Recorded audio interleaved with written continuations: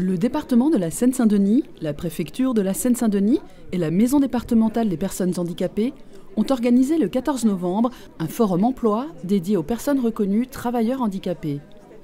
Organisé pendant la Semaine européenne de l'emploi des personnes handicapées, son objectif est de mettre en relation les personnes en recherche d'un emploi avec des employeurs potentiels. Plus de 25 exposants étaient présents pour aider les visiteurs à se former ou à trouver un emploi.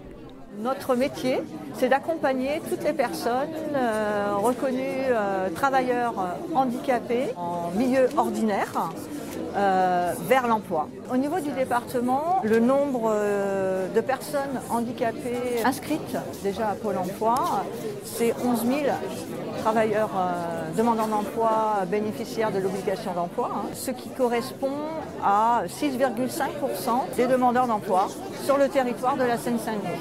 Nous, l'année dernière, nous avons placé presque 900 personnes en emploi. Enedis est très engagé en matière de politique, tout ce qui est effectivement embauche des personnes en situation de handicap. Nous avons récemment mis en place un troisième accord qui prévoit effectivement jusqu'à 2020 l'embauche de plus de 120 salariés par an en situation de handicap. L'idée, c'est qu'en fait l'ensemble des postes chez Enedis est ouvert aux personnes en situation de handicap. Après, le poste peut être adapté en fonction des besoins et de la personne. Tout est fait en collaboration avec elle et des intervenants dédiés chez nous qui suivent la personne tout au long du parcours.